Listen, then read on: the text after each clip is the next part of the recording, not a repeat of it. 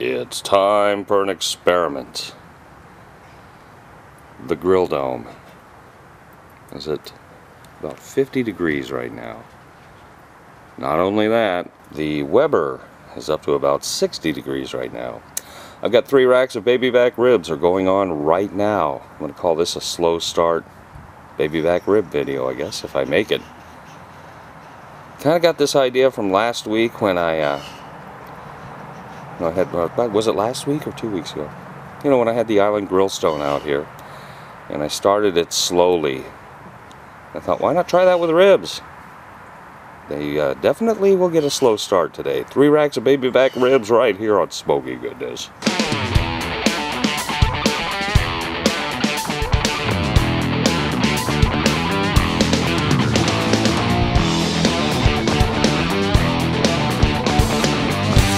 About 60 degrees here now.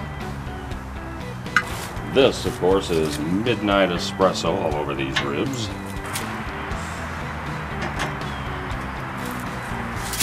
Same thing with rack number 2. So, we're giving these guys a cold start.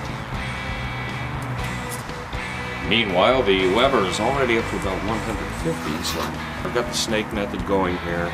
Some hickory chip chunks. They're not exactly chunks and they're not exactly chips. Get that right over this drip pan. 50-50 mix of apple, raspberry juice, and water as usual. Another cold start. Let's see how this goes. It's an experiment. I hope it works. Shut up, moving van. Not ours. Anyway, these cold start ribs are on. This is an experiment. If it goes well, I'll post this video. If it doesn't, it'll never see the light of day. Stick around or imaginary watch. It's 1 o'clock. These ribs went on at 1 o'clock. We're going to see how this goes. It's pretty cool. These grills are both slowly coming up to temperature and pretty evenly too. As you can tell, the grill dome is at about 200 degrees right now. And the Weber is right at 200 degrees. Shut up, squirrel! Since these grills are both coming up to temperature right around the same time, I'm going to kind of keep an eye on them out here. When they hit about 250, I'm going to back off the heat with the grill vents. If you've got the time, we've got the smoke.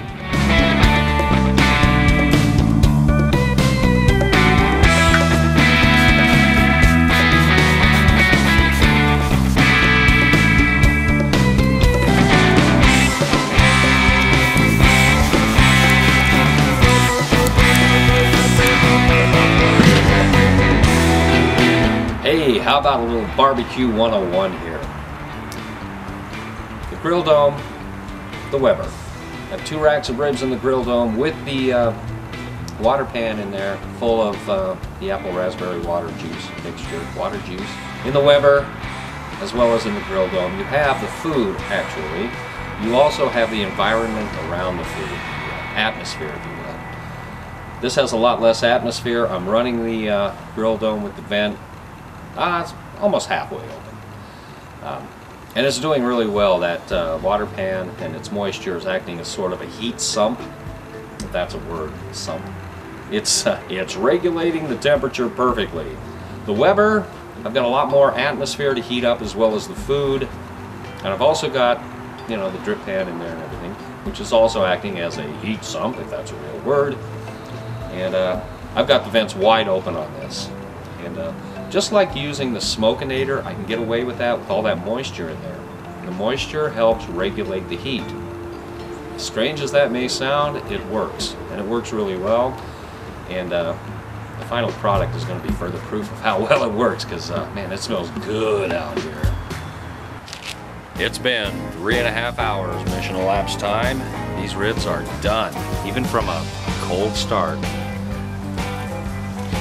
Time to start saucing these up, and look at that. I don't know if you can see it, but the snake method, I've only used half the charcoal.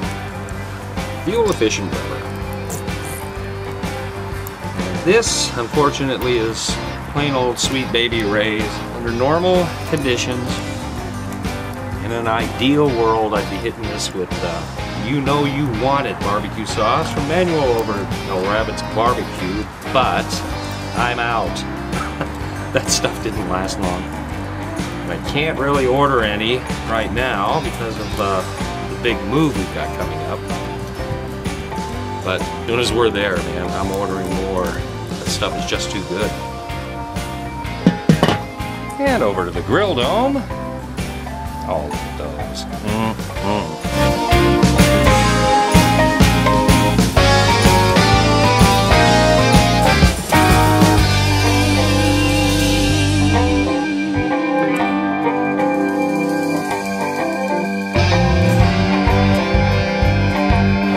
These go for just a few minutes, flip them over, do the other side, take them in. I'm gonna be eating.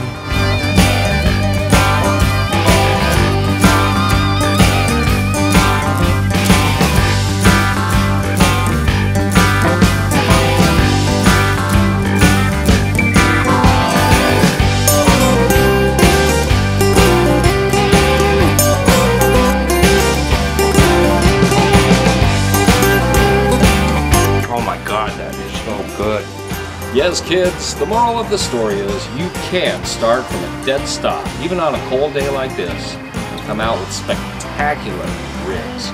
Stick around.